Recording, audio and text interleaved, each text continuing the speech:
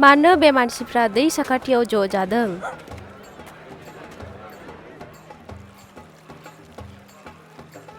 गावखौ गोसो सोलायदो, मानोना इसोरनि समा फैगौ। गोदान जिउखौ सुरु खालामदो।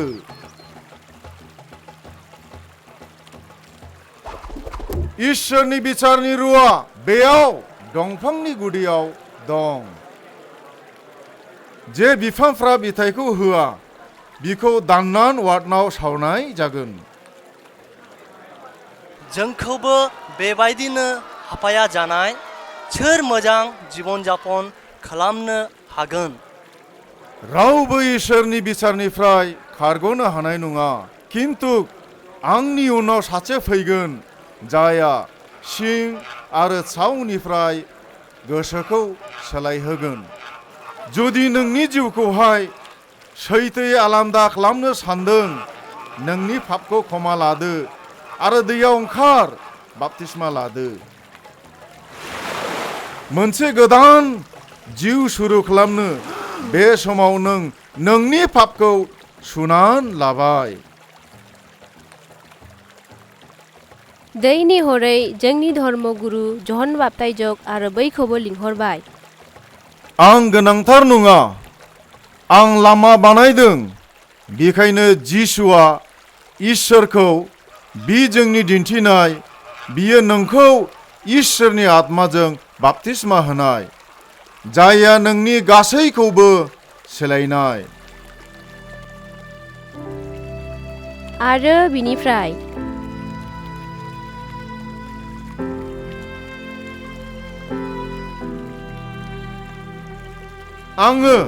आङो नोंजोंनो बाप्तिस्मा लागोन। दा बेबायदिनो खालाम आरो इसोरा जा लुबैयो बेखौनो जों खालामनाय। पित' नोंनि राजत्व फैनो हागौ आरो नोंनि लुबैनाया जाफुंनो हागौ। बिनिफ्राय सोरगोनिफ्राय मोनसे राव फैबाय। औ, नोङो आंनि फिसा, आं नोंखौनो मोजां मोनो आरो आं नोंखौनो लानानै सन्तुष्ट'।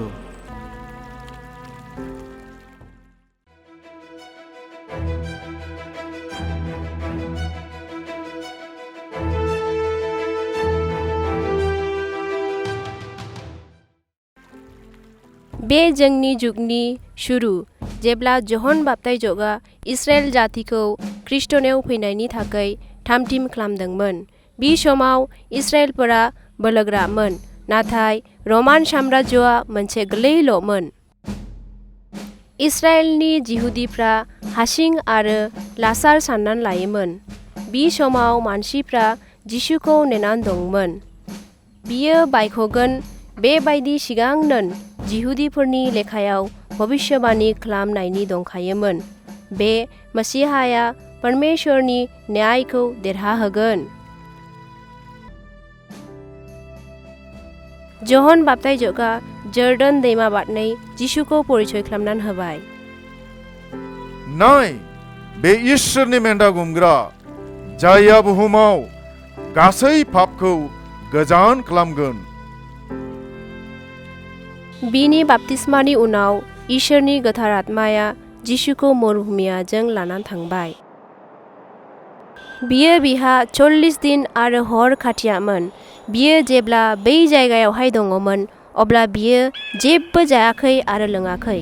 बियो आरज खालामामोन आरो बिनि आसल खामानिया मा बिखौ मिथिनो लुबैया।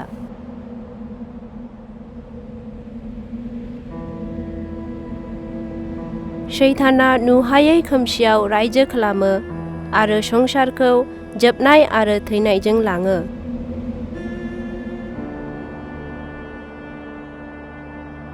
जिसुआ लुबैयो जे इसोरनि थांखिया संसाराव जाफुंथों, मानसिफोरखौ थैनो गोनांनिफ्राय बायख'नो।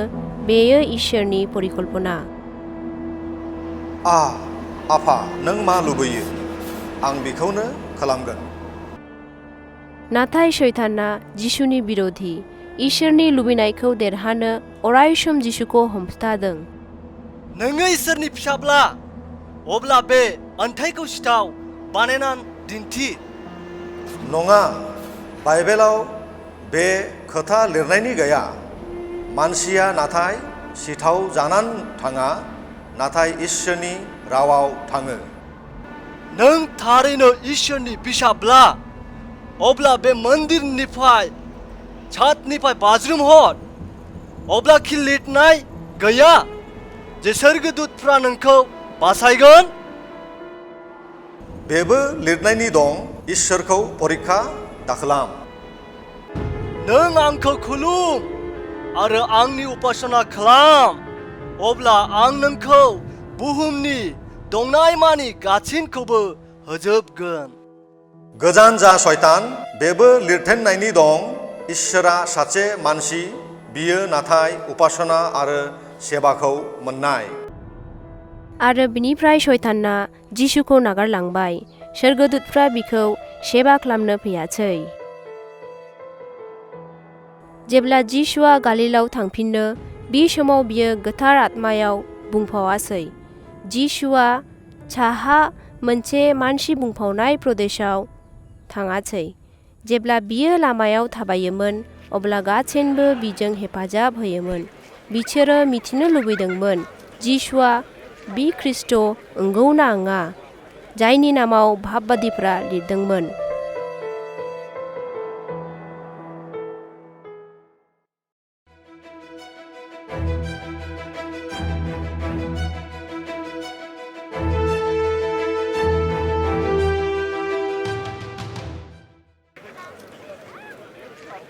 गालिलनि मोनसे हाजोनि खाथियाव कान्ना नोगोराव मोनसे हाबा जादोंमोन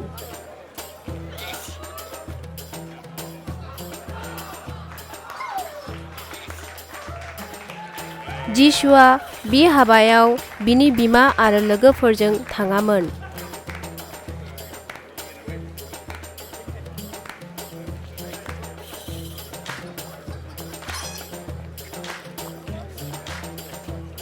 नाथाय हाबानि गेजेराव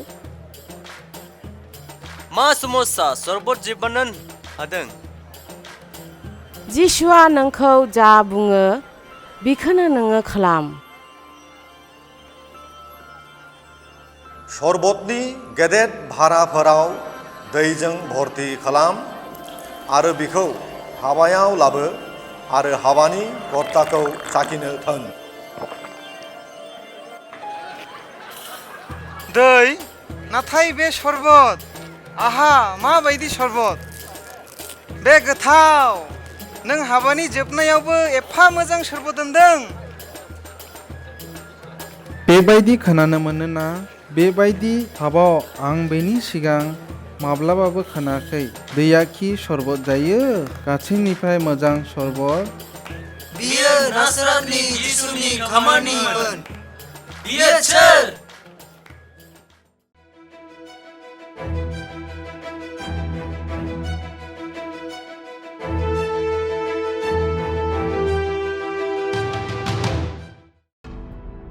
गालिल दैमानि खाथियाव कफुरनाहुम दङमोन ना सारग्राफोरनि मोनसे गामि बे जायगानिफ्रायनो जिसुआ इसोरनि बोसोन खोथानो शुरु खालामबाय बेहानो जिसुआ बिनि चेलाफोरखौ सायख'नानै लाबाय पितर दै गोथौआव थां आरो नोंनि जेखौ गार प्रभु जों हरसेमानि खस्थ' खालामदों नाथाय ना मोनाखै नाथाय नों बेबादि बाथ्रा बुंबाय आं बेखौ फोथायनो हाले जाकुब जहन बयबो गाखोफै बे बयबो हमनायनि थाखाय आंखौ हगार हर प्रभु आं पापजों बुंफावनाय सासे मानसि पितर दागि फै आरो आंखौ नायहरनान थाबाय आं नोंखौ मानसि हमग्रा बानायनाय आंनि उन उन फै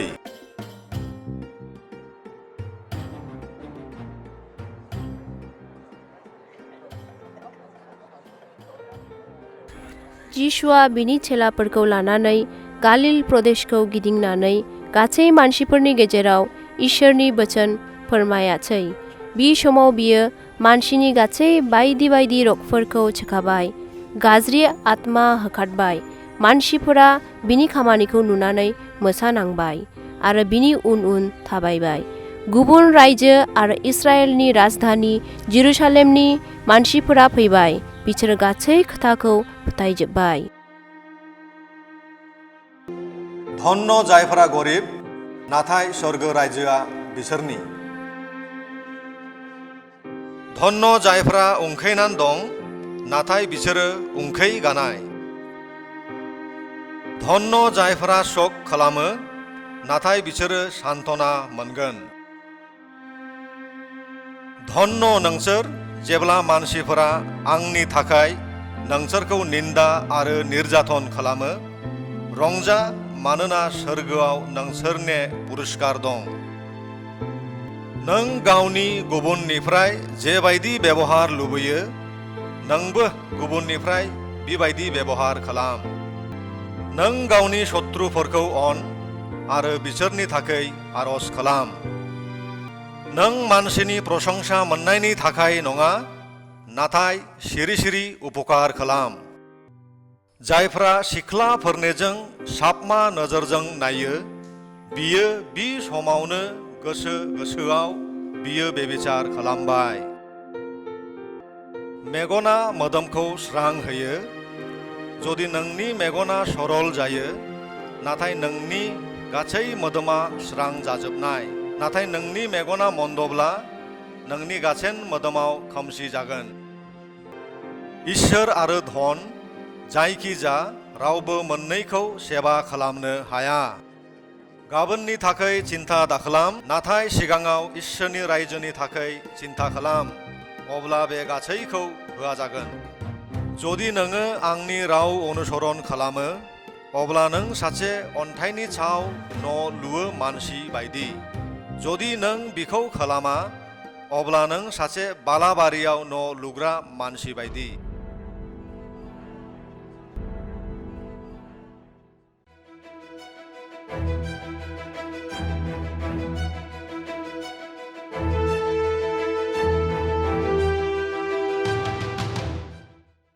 सानसेखालि कफुरनाहुमाव जिसुनि न'आव मानसिफोरा ज' जायामोन। जों माब्लाबाबो बिजों थांनो हानाय नङा। जानो हागौ न'नि छात दं, खाट आरो बिसनाखौबो लाफाबाय। बहा मा जादों? बिसोरखौ हगार हर, बि लोगोफोरनो फोथायनाय दं। नोंनि पाप क्षमा जाबाय। बे माबायदि खालामखो नों कि खोनाबाय? बियो इसोरखौ उपहास खालामदों। सोरखौबा पापनिफ्राय बायख'नो इसोरल' हायो। साच पक्काघात मानसि माथो बुंनो सहज। नोंनि पापमा क्षमा जाबाय, दा नों जिखांदो आरो थाबायबायदो। पाप क्षमा खालामनो इसोरल' हायो, अब्लाबो आं बुंसै, नोंनि बिछाना दिखां आरो थाबाय। अबिश्वास्य! बि थाबायदों? औ, आं थाबायनो हासै।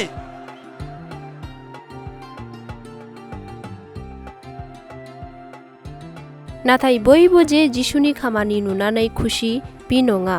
जिसुआ बिश्रामबाराव नियम मानियो ना मानिया, बिखौ धोरोमनि नेताफ्रा नोजोर दोनदोंमोन। बि समाव बि दिनाव मोनबो खामानि मावामोन, बेखौ इस्राएलफोरा गोरायै मानियोमोन।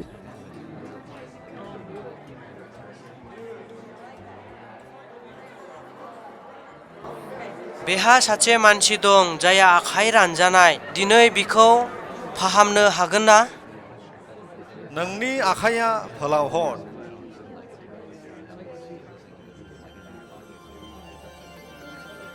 अह', आं मोजां जाबाय। जों बिखौ सेस खालामनो उपाय मोनबाय। बियो जे जातिफोरखौ बिपदआव खोख्लैबाय, बे खोथाफोरखौ दिनै जेरुसालेमनि नेताफोरनो फोरमायनांगौ।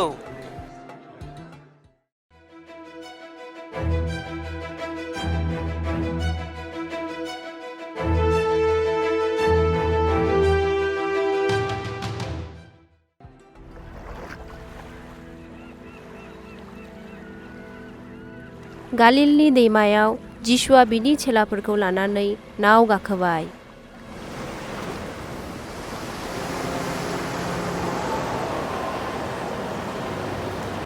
आफा जोंखौ बासाय जोंनि नावा डुबाय दोंसै। नोंसोर मानो गिदों? नोंसोरनि फोथायनाया बहा दं? थिरि था, शान्त जा।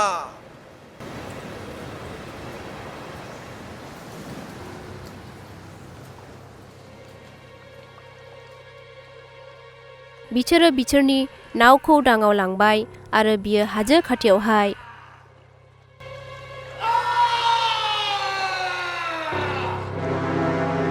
बि हाजोआव सासे दुष्ट आत्मा मोननायनि मानसि थायोमोन।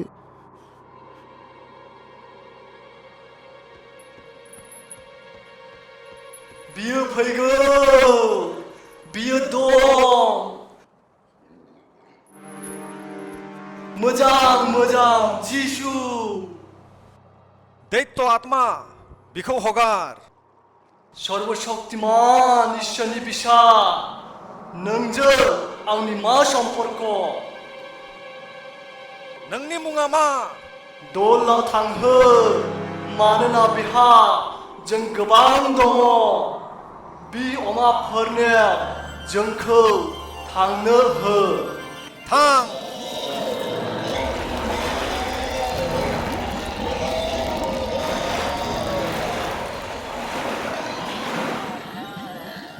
आं मोजां जाबाय। थां, जोंखौ नागारनानै थां।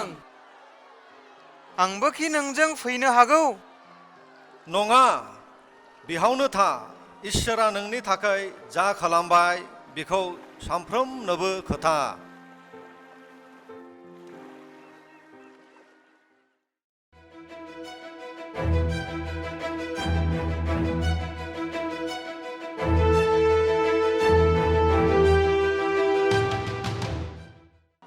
आं नोंसोरखौ बुंसै, बिसाया गाव हारसिं जेबो खालामनो हाया। बिफाखौ जा खालामनो नुयो बियो नाथाय बिखौनो खालामो। आं बिफानि इच्छा अनुजायैसो खामानि मावो, गावनि इच्छायै नङा, जाया आंखौ थिनहरदों। जिसुआ दरसि जायगायाव आरज खालामनो थाङो। हरसे आरज खालामनानै जिसुआ बिनि 12 जन चेलाफोरखौ सायख'बाय। बियो सानै सानै बायराव थिनहरबाय। बियो बिसोरखौ गासिन दुष्ट आत्मा आरो बेरामफोरनि सायाव बोर होबाय।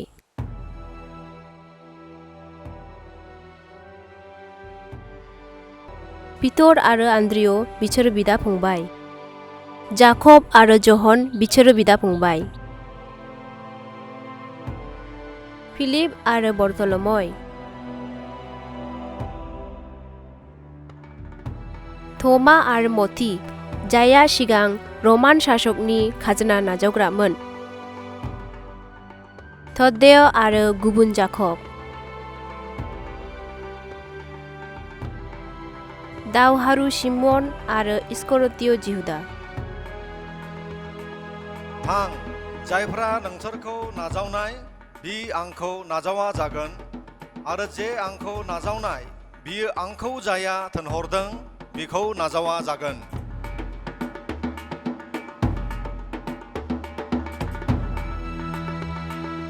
12 जन चेलाफ्रा बिसोरनि खामानियाव उत्साही लानानै फैफिनबाय।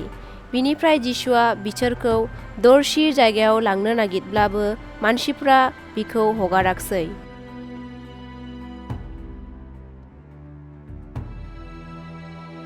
शस्य क्षेत्र गोबां, नाथाय बिहा मावग्रा खिसेल' शस्य क्षेत्रआव प्रभुनि खाथियाव आरज खालाम, जेन' शस्य नाजावनो गोबां खामानि मावग्रा थिनहरनो।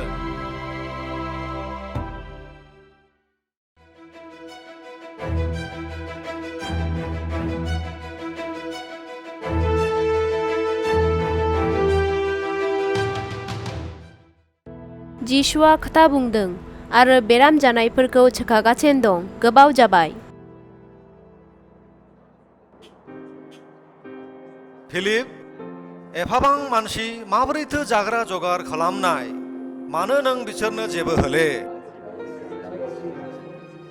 बेहा प्राय 8 मासनि आयनि समान फैसा नांनाय। बेहा सासे गोरलैनिफ्राय 5टा सिथाव आरो ना मानै दं। बिहा बिनो थोनाय।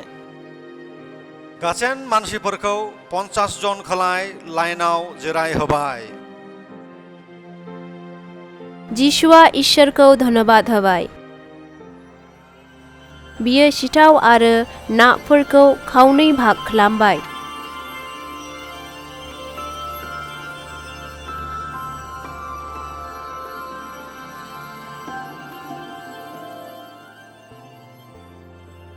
जिसुआ जे बायदि जाग्राफोरखौ होबाय बिखौ हाजार हाजार मानसिफोर जाबाय।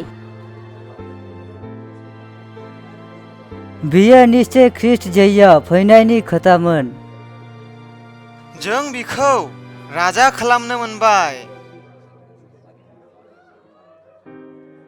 नायहर, बिहा 12 जुरि जाग्रा आग्लाय बिग्लाय जानान दङ। बे समाव मानसिफोरा न'आव थांथोंसै। नोंसोर नाव लानानै दै बारनै थां आरो आं आरजनि लागै बे हाजोआव थानायसै। बिनि उनाव आहा बिलाय मोनसे भूत। दागि आंखौ। प्रभु, जुदि नोंब्ला अब्ला आंखौ दैसाव थाबायनो हुकुम खालाम। पितर, फै। प्रभु, आंखौ बासायदो। पितर, मानो नों गोनो गोथौ जाखो?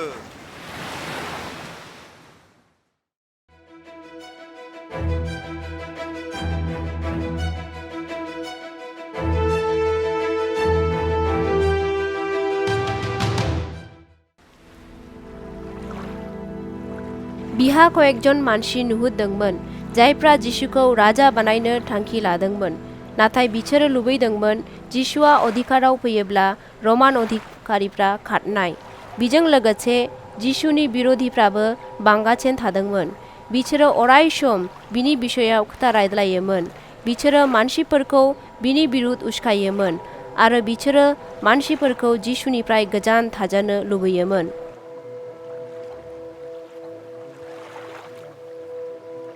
प्रभु, नों बेहा माब्ला फैखो? नोंसोरनो आं सिथाव होआमोन होननानै नोंसोर आंखौ नागिरदों। जे आहारा साबमा जायो बे आहारनि लागै चिन्ता दाजा। नाथाय बे आहारनि लागै चिन्ता खालाम जाया जोबनो गैयै जिउसिम थायो। आं बे सिथाव जाया जोबरोङै जिउ होयो। आं बुहुमनि जिउनि लागै आहार होगोन। बियो जागोन आंनि मोदोम। बे मानसिया माबोरै जोंखौ आहारनि लागै गावनि मोदोमखौ होनो थोनखो? फालतु खोथा। फै जों थांदोनि। बियो गासैखौ प्रतारना खालामदों।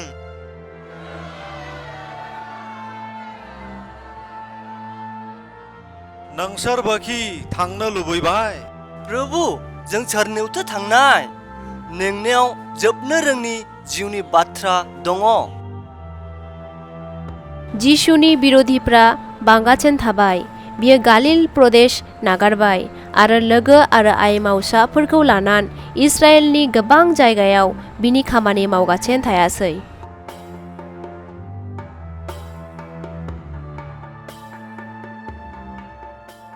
बिनि परे बियो जेरुसालेमाव थानो हमासै। जेब्ला लामा थाबायदोंमोन, मानसिफोरा आं सोर बे बिषयाव बिसोर मा सानदों? बिसोरो सानो नोङो सासे भाबबादि। आर नोंसोर आंखौ मा सानदों? नोङो मुक्तिदाता गोथां इसोरनि फिसा। बे खोथाखौ रावनोबो दाखोथा। ख्रिस्टखौ दुख खस्थ मोननो आरो जिउ होनो जेरुसालेमाव थांनांगोन। नाथाय सानथामनि उनाव बियो सिखांफिनगोन। फ्राय मानसि सिथारनो बिसोरखौ क्रुसाव सिथारनाय जायो। बे जाबाय रमान सरकारनि मोनसे साबमा जिउनि शास्ति। जुदि सोरबा आंनि जानो लुबैयो अब्ला बियो गावखौ फारसे दोन आरो गावनि क्रुसखौ बाननानै आरो आंखौ गोसोखां। जायफ्रा गावनि जिउखौ रैखा खालामनो लुबैयो बियो गावनि जिउखौ खोमानाय, नाथाय जायफ्रा गावनि जुनै जिउखौ खोमादों बियो बिखौ नागिरनानै मोनफिननाय। नों मिथिगौ जे सासेल' इसोर दङ। मिथिनांगौ बाथ्राया जाबाय नोंनि जा दङ बे गासैखौ होनानै नों इसोरखौ अन आरो नों जेबायदि गावखौ अनो बेबायदि गुबुनखौ अन।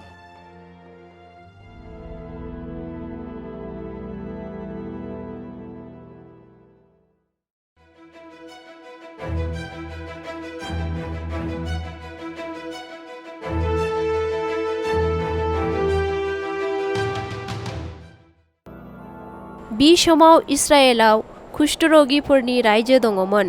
कुष्ठआ मोनसे गिथाव बिगुरनि रग। जायफ्रा बे रग जायोमोन बिसोरखौ मोजां मानसिफोरजों मिलायनायनि नुवामोन। कुष्ठरगिफ्रा जेब्ला मायबाफोर थाङोमोन अब्ला बिसोर गाबज्रिनानै मानसिफोरखौ मिथिहोयोमोन जे बिसोर फैगौ। कुष्ठरगी कुष्ठरगी।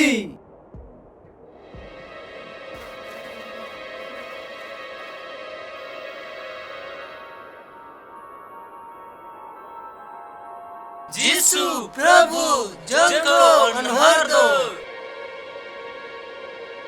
पुरहितनि खाथियाव थां, गावखौ परीक्षा खालामजा।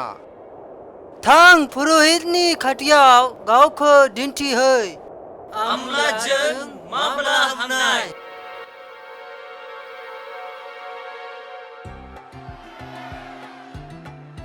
नाय आं मोजां जाबाय। जों मोजां जाबाय। हालेलुया, इसोर मंगलमय, नोंखौ बाख्नायो। नोंसोरो 10 जनबोखि मोजां जायाखै? गुबुनफ्रा माहायथो बिसोरखि इसोरखौ बाख्नायनो फैले। सिखां, नों खालि मोजांल' जायाखै नाथाय परित्रानबो मोनबाय। जिसुनि थाबायनाय लामायाव जेरुसालेमाव जिहुदी नेताफोरा बिसोरनि खामानि मावग्रा सिखाव बिसोरजों थिनहरबाय। बिसोरो गासैबो बिनि खामानिनि बिरोधि खालामदों। बियो बे मानसिफोरखौ बिनि खाथियाव लिंहरबाय जायफ्रा बुहुमाव मुगैजाग्रा जेमन बेश्या आरो खाजोना खांग्रा, जायफ्रा रमान सरकारजों लोगोसेमोन। ख्रिस्ट'आ बिसोरखौ नागिरनो फैदों जायफ्रा गोमाबाय, बिसोरखौ मुक्ति होनो थाखाय। मानोना जिसुआ बिश्रामबाराव सुस्थ' खालामामोन। सुस्थ' जा। आरो गोरलैफ्रा बिनि गोसोनि देरसिन बिसय। गोरलैफोरखौ आंनि खाथियाव फैनो हो, इसोरनि रायजोआ बेबायदि मानसिफोरनि।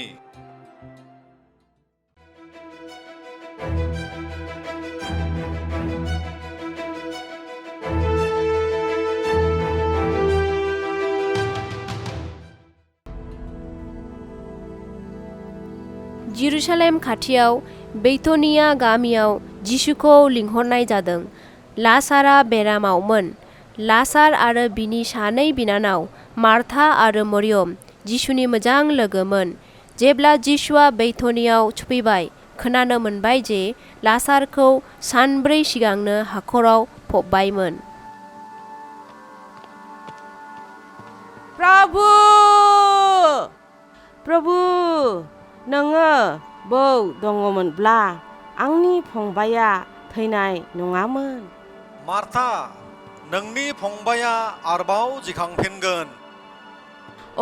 आं मिथिगौ, जोबनायनि समाव बियो आरोबाव थांखांफिनगोन। आंनो पुनरुत्थान आरो जिउ। जायहा आंनाव बिश्वास खालामो बियो थैब्लाबो गोथां थागोन। मार्था, नों बे खोथाखौ फोथायो? प्रभु, फोथायो जे बुहुमाव जायनि आगमन जानाय नोङो बि जिसु इसोरनि बिसा बिखौ माहायथो फबदों? प्रभु फै नायफै नाय बियो बिखौ सत्ति मोजां मोनोमोन। नाथाय बि कि लासारनि थैनायखौ बाधा होनो हायामोन।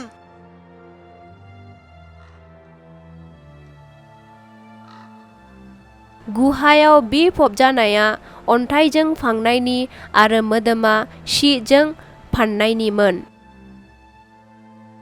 अन्थाइखौ सरायद'।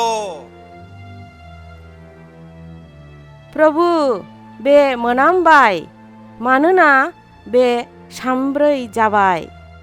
नों इसोरनि महिमा नुनो मोनगोन। आफा नाय जे मानसिफोरा चारिदिखे गसंनानै दं बिसोरनि जुनै बे खोथाखौ बुंबाय जेन' बिसोर फोथायो जे नोङो आंखौ थिनहरदों। लासार बायराव फै।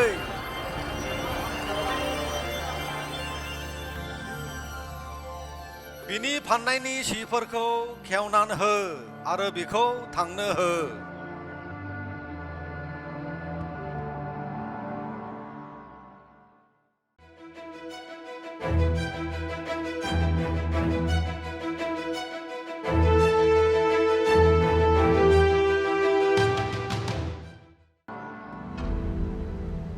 जेरुसालेमनि शासकफ्रा जिसु आरो बिनि चेलाफोरखौ आरोबाव बांसिन साननो हमबाय। बे मानसिया गोबां सोमोगोनां खामानि मावबाय। जोङो जुदिसा बेखौ बेबायदिनो नागारोब्ला रमिय'फोरा फैनानै जोंखौ सास्ति होनाय। बिसोरो जोंनि उपासनालय आरो जाति मोननैखौबो धंस खालामगोन। नोंसोरो सानलायनानै नाय सासे मानसिया थैनाया गाहाम ना अनलायनानै थानाया गाहाम? बिनि थाखायनो जिसुआ थैनांगोन।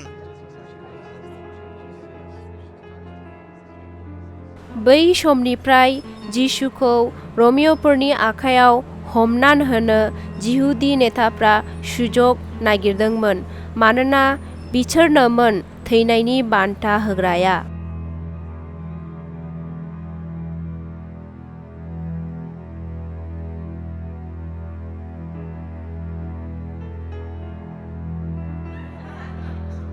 जेब्ला जिसुआ बैथनियाव दङमोन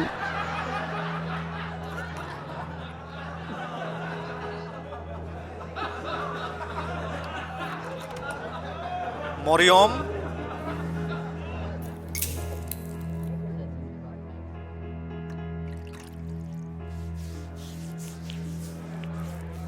बियो मोदोमफ्रु थाव बियो जोबोद दामि। गोरिबफोरनो फैसा दान हरब्ला जों आरो मोजां खालामनायमोन। जिहुदा बिखौ हगार। बि आंनि मोदोमखौ फबनायनि थाखाय प्रस्तुत खालामदों।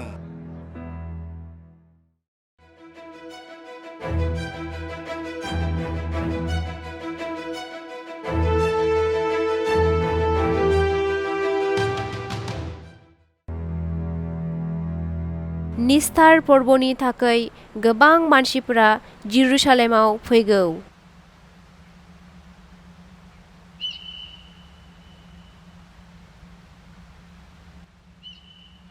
जेरुसालेमनि नेताफ्रा जिसुखौ हमनायनि थाखाय सुजुग नायदों अब्लाबो बियो बे समावबो सहराजों थांगासिनो दं। मानसिफोरा खुसिजों बिखौहाय नाजावदों। गोख्रै खालाम गोख्रै खालाम। धन्य बियो जायया प्रभुनि मुङाव फैगौ। जया इस्राएलनि राजा।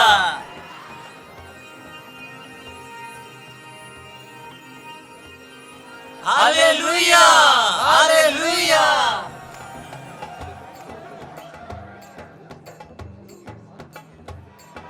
हसाना हसाना। गासै बुहुमनि मानसिफोरा बिखौ नाजावबाय। जोङो बेबायदि आरो जेरावबो मोनाखै। राजधानी सहरनि उपासनालयानो जाबाय उपासनानि गेजेर खन्द। निस्तार पर्वनि समाव मेन्दा बलि होआ जायोमोन।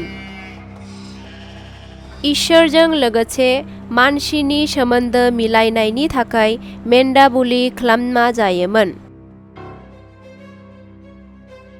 नाथाय मेन्दा बलि होनानै मानसिखौ मा नंगौथारै पापनिफ्राय सुख'नो हायो?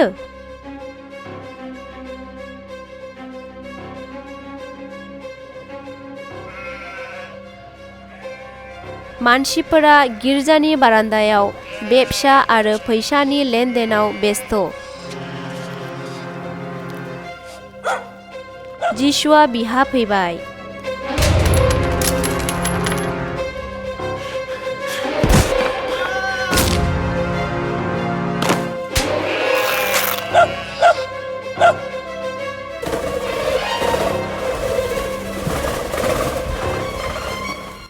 इसोरनि न'आ जाबाय आरजनि न', नाथाय नोंसोर बेखौ गाज्रिफोरनि न' खालामबाय।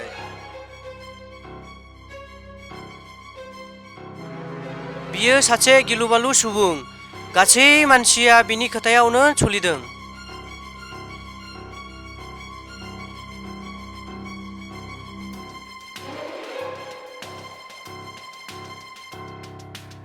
जोङो बिखौ गोख्रैनो सेस खालामनांनायसै। जों जुदि बिखौ चालाकि खालामान हमब्ला बिखौ मोननो हागौ, बिनिफ्राय जों बिखौ सिथारनो हानाय। नाथाय बेयो रंजानायनि दिनाव नङा। जोङो रंजानायनि दिनाव जेबो दावहा लुबैया। बिनि थाखाय आङो नोंसोरो बेचे हरनाय। इस्कारियत जिहुदाया बिनि सेलाफोरनिफ्राय सासेमोन।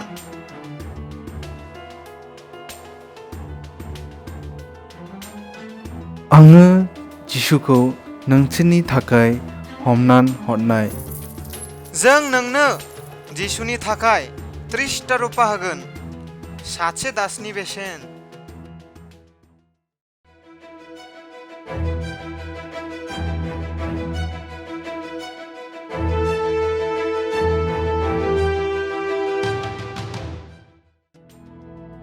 नेताफोरा जिसुनि थाखाय बि समखौ गुद्दु सानब्लाबो बियो निस्तार पर्वनि सिगां मन्दिराव मानसिफोरजों खोथा रायज्लायनान समखौ बिथायामोन।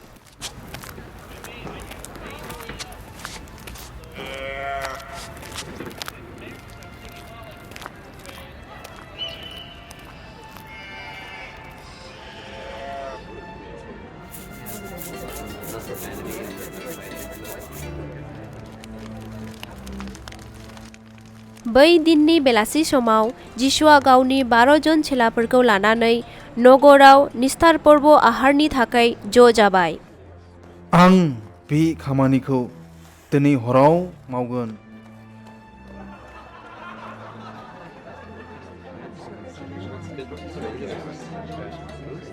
आरो दुख सैनांनायनि सिगां नोंसोरजों लोगोसे निस्तार पर्व आहारनि लागै नायहरबाय थादोंमोन।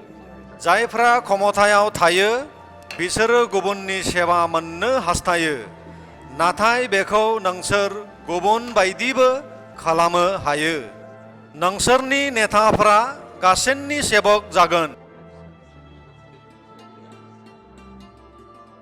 आं नोंसोरनि गेजेराव सासे सेबक। प्रभु, नों कि सासे सेबक बादि आंनि आथिंखौ सुनान होनाय? नङा, माब्लाबाबो नङा।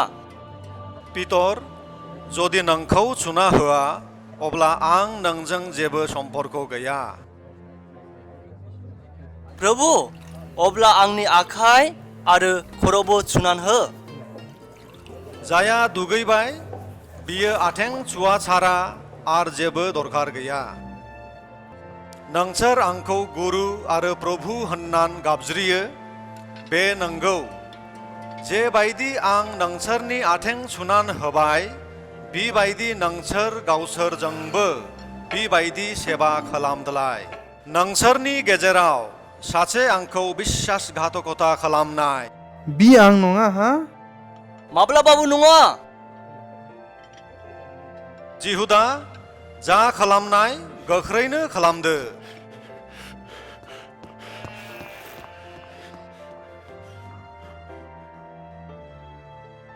आंखौ अरायबो गोसोखांनो बेखौ खालाम। नाय बे सिथावखौ ला, बे आंनि मोदोम। बे पेयालाखौ ला, बेयो आंनि थै, जायहा नोंसोरनि लागै लुनान होआ जानाय। बेबायदिनो इसोरा नोंसोरजों मोनसे गोदान नियमजों चुक्ति खालामनो थांसै। आं नोंसोरनो मोनसे गोदान रावखौ होबाय, आं नोंसोरखौ मोजां मोनबाय। नोंसोरो गावजों गाव अनज्लायनानै थादो। जुदि नोंसोरनि गेजेराव बेबायदि अनज्लायनाय थायो, अब्ला बयबो मिथिनाय नोंसोरो आंनि चेला। प्रभु, आं अरायबो नोंखौ अनुसरण खालामगोन। नोंनि थाखाय आं गावनि जिउखौ हरगोन। पितर, दाउ गिसिबनायनि सिगां नों आंखौ गाथाम असिखार खालामगोन।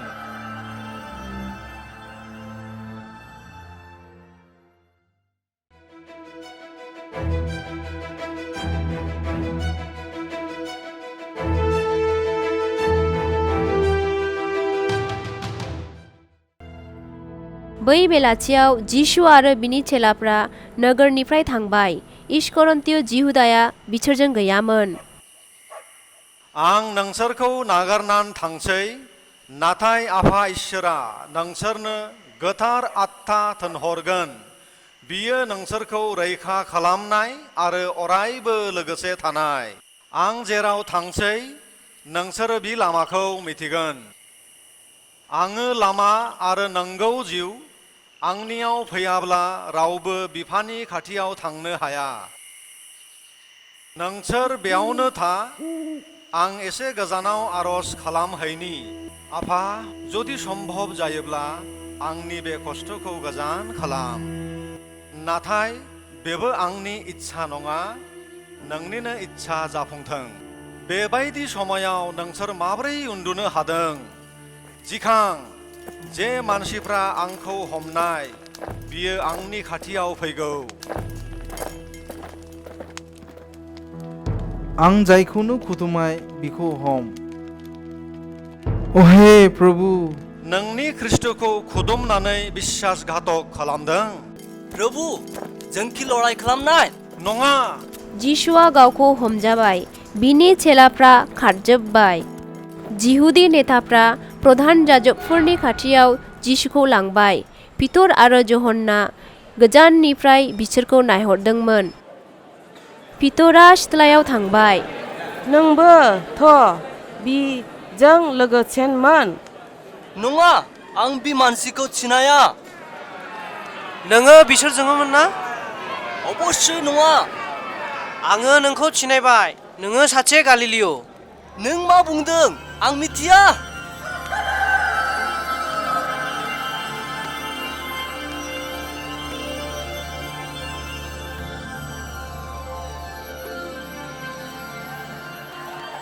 बिनिफ्राय फै जों भाब्बानि खालामनानै नायनि सोर नोंखौ बुआमोन। फुङाव जिसुखौ जिहुदी नेताफोरनि बिचार सभायाव लांबाय। नों कि इसोरनि फिसा? नोंसोरनो बेखौ बुंबाय। बियो धर्मद्रही। बियो थैनायनि साजा मोननांगौ। रमिय'फोरा जेन' बिखौ सिथारो।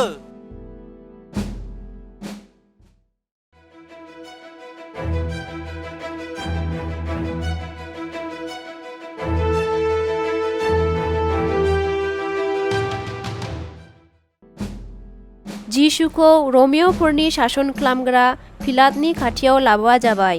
जिहुदी नेताफ्रा जा नुयोमोन बिनि बिखौ दोषारप खालामबाय। बिसोर गासेन गाज्रि दोष होनानै गाबज्रिबाय। नों बे गासेन दायखौ मा बुङो? जेबो नङा। नों मा खालामदों? आं गाहाम बाथ्राखौ लानानै साक्ष्य होनो फैदों। गाहाम बाथ्राया मा? आं बे मानसिनिफ्राय जेबो गोरोन्थि मोनाखिसै। बे निस्तार फोरबोनि समाव आं सोरखौ हगारनाय? बाराब्बाखौ ना जिहुदीनि राजाखौ?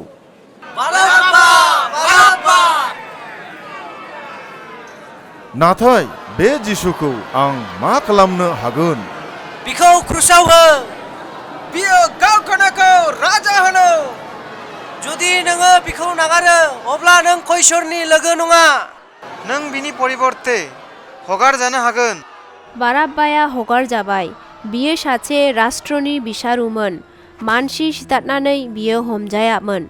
37, 38, 39 आं बिनि थैनायनि जुनै दसि नङा। बे मानसिया जिहुदिफोरनि राजा।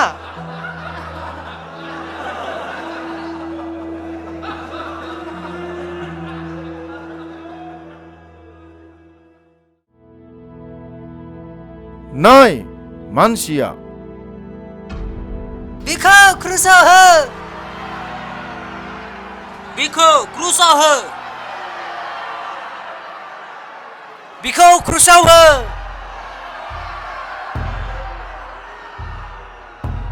पिलाटना थैनायनि दन्दनि आदेश खालामबाय। क्रुसाव सिथारनाया मोनसे गिथाव थैनायनि दन्दमोन। जिसुआ जेरुसालेमनि लामायाव क्रुस बाननानै थांबाय।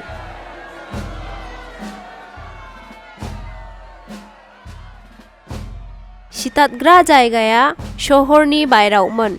बै जायगाखौ गलगथा, जा खर' खुलिनि जायगा होनो।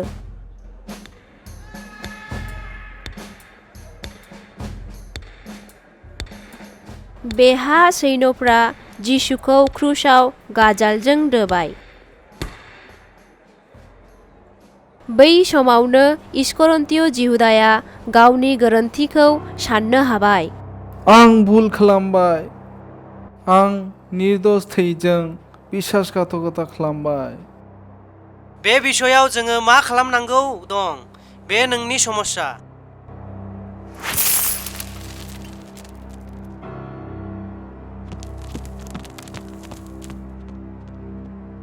सानै डाकुफोरनि गेजेराव जिसुखौ क्रुसाव होबाय। आफा, बिसोरखौ निमाहा हो, मानोना बिसोरो मिथिया मा खालामदों। मोनथाम भाषायाव दशनामा लिरनानै क्रुसाव झुलायनानै होबाय। बेयाव बुंनाय दं, बे मानसिया जिहुदिनि राजा। जिसुआ खस्थ' मोननानै मोदोमफ्रा साजोबबाय आरो जिसुआ दै गांबाय। सैन्यफ्रा बिनि सिफोरखौ रानलायनानै लाबाय। नोङो जुदिसा इसोरनि बिसाब्ला अब्ला क्रुसनिफ्राय नामायनानै फै। औ, बिखि गुबुनफोरखौ बासायाखै। गावखौ आरो जोंखौबो बासाय। इसोरनि प्रति सनमान दिन्थि। जों जोंनि मावनायनि थाखाय साजा मोनदों, नाथाय बे मानसिया जेबो दोष मावाखै। जेब्ला नों गावनि रायजोआव थांगोन अब्ला आंखौबो लांफा। आं नोंखौ सत्ति बुंसै, नों दिनैनो आंजों स्वर्ग रायजोआव थांफागोन।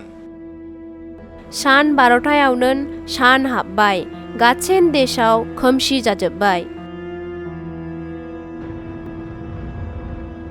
जिसुनि बिमा मरियम आरो बिनि चेला जहन्ना क्रुसनि खाथियाव गसंनानै दङमोन।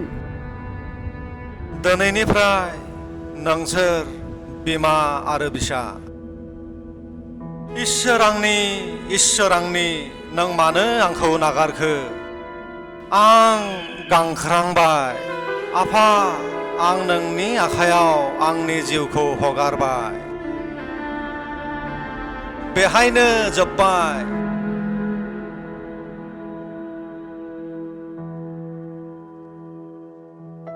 बेलासि 3थायाव जिसुआ जिउ हगारबाय। सासे सैन्य फैनानै जिसुनि अहयमाव सुब्ला बिनिफ्राय थै आरो दै गबाय।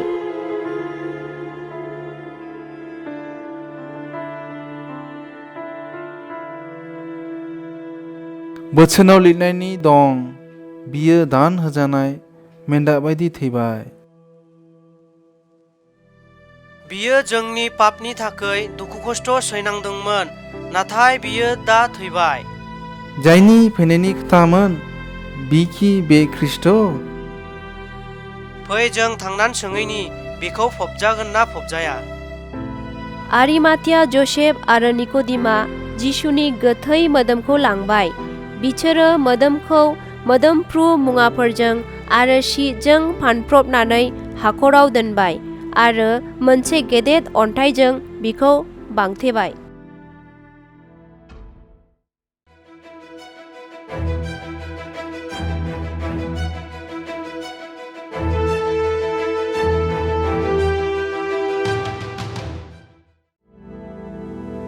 निस्तार पर्वनि मोनसे पर्व जायआ बिश्रामबारनि उननि दिनाव कयेकजन आइ मावसाफ्रा बिथिङै थांबाय। अन्थाइया बोखारनायनि गोथैफोरनि गेजेरनिफ्राय दिखांनायखौ मानो नागिरदों? बे दिखांबाय, थांदो बिनि चेलाफोरनो खोथाहैदो। पितर आरो जहन बिसोरो खोनानानै खारलांबाय बे खबरनि थिङै।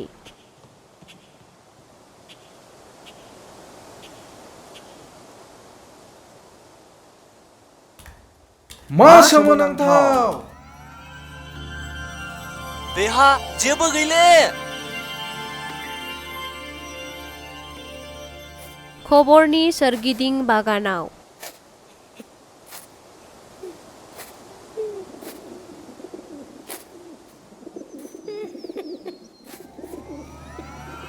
आइ मावसा, नों मानो गाबदों?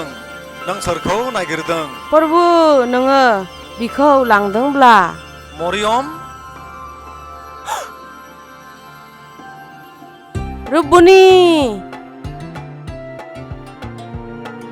आंखौ दाहम, आंनि फंबायफोरखौ थांनानै खोथा, जायहा आंनि आफा आरो नोंसोरनि आफा आरो आंनि इसोर आरो नोंसोरनि इसोर, बिजों आं गोजौआव थांसै।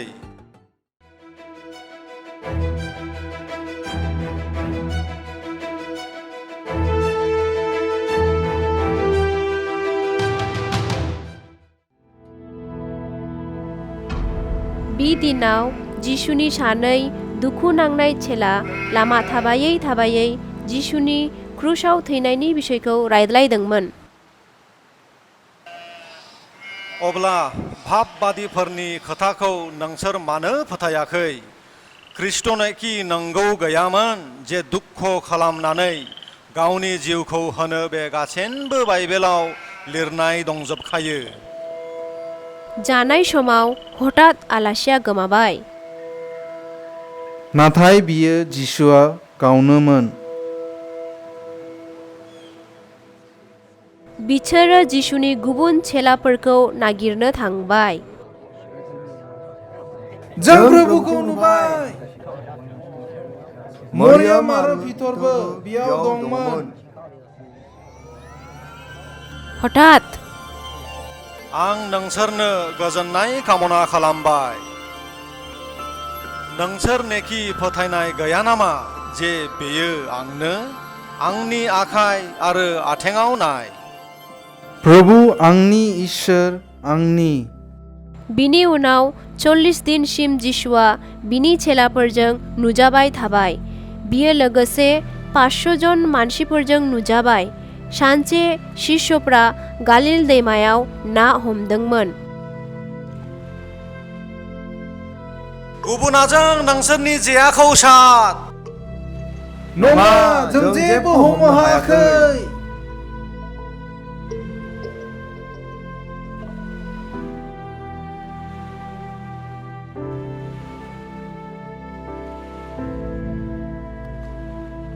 नोंखि आंजों जाफानो फैदों?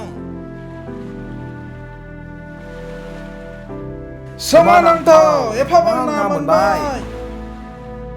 बियो प्रभु। प्रभु! नोंखि आंजों जाफानो फैदों? पितर, नोंखि आंखौ अनमारनो?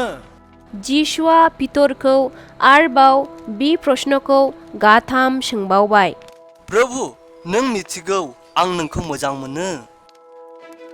आंनि मेन्दाफोरखौ गुम, आंनि उन उन फै। स्वर्ग आरो बुहुमनि गासैबो क्षमता आंनो होआ जाबाय। नोंसोर थांनान गासै जातिफोरखौ आंनि चेला खालाम। बिफा आरो बिसा आरो गोथार आत्मानि मुङै बिसोरखौ बाप्तिस्मा हो। आं नोंसोरजों जा आदेश होबाय बे गासैखौबो पालन खालामनो फोरों। गोसोआव ला, आं बुहुमनि जोबनाय समसिम अरायबो नोंसोरजों दं। बे गासै खोथा बुंनान जिसुआ बुहुमनि गासैखौ नागारलांबाय आरो बियो सोरगोआव थांबाय। नाथाय बियो बे खोथाखौ बुंलांदोंमोन जे बियो गासै मानसिफोरखौ बिचारनि लागै बुहुमाव सानसे फैफिनगोन।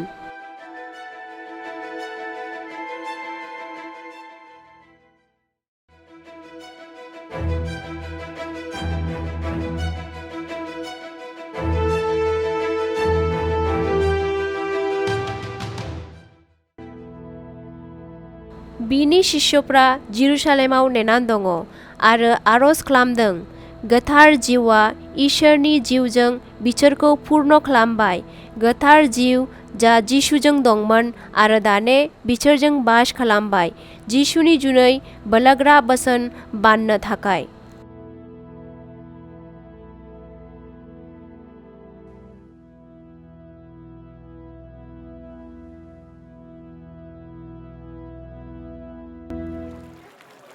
थैनाया जिसुखौ हमथानो हायाखै। इसोरा बिखौ आरोबावनो जिउ होनानै लाबोफिनबाय आरो बिखौ मसीह प्रभुनियाव लाबोबाय।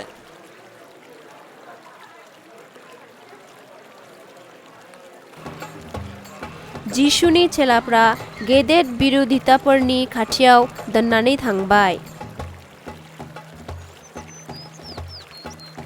जिसुआ जाबाय इसोरनि फिसा।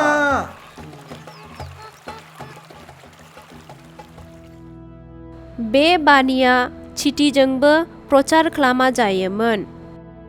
जेब्ला बि क्रुसनि सायाव थैयामोन, अब्ला बियो जोंनि गासै पापखौ गावनि मोदोमाव बानामोन।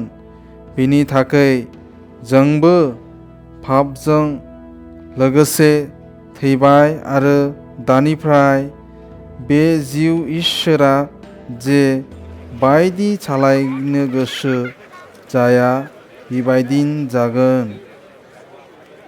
दाने जिसुनि चेलाफ्रा गासै बुहुमाव लोगोसे आरज आरो शास्त्र पाठनाव लोगोसे जाबाय। जिसुनि थैनायनि गोसोखांनायाव बिसोरो गावसोरनि गेजेराव सिथाव आरो द्राक्षारस लानानै थायो। बेनो इसोरनि इच्छा जेन' बिसोरो गोसोआव इसोरनि अननायखौ दोनो आरो बेखौ जाहाथे सारिगिदिं जायफ्रा दं बिसोरो गासै मिथिथों।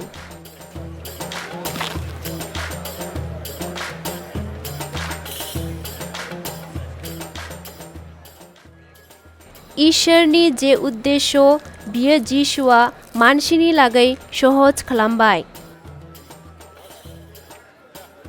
जिसुआ जोंखौ अननो, बिनि प्रति जों धन्यबाद होनो गोनां आरो बिखौ गाबज्रिनो गोनां।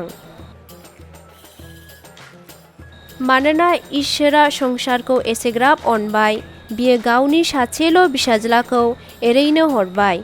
बिखौ जाया फोथायगोन बियो आद्रि जानाय नङा, नाथाय जोबनो गैयै गोथांखौ मोनगोन।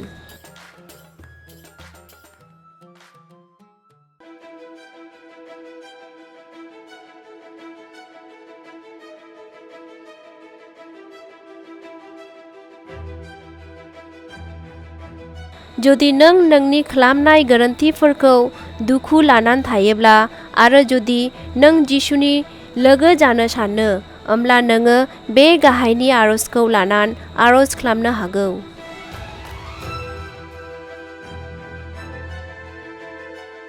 प्रिय इसोर, नोङो आंखौ अननो नोंनि सासेल' फिसा जिसु ख्रीष्टखौ थिनहरनानै आं बे जिउआव जेसेबां गोरोन्थि मावबोबाय बिनि थाखाय बियो क्रुसाव थैनांदों।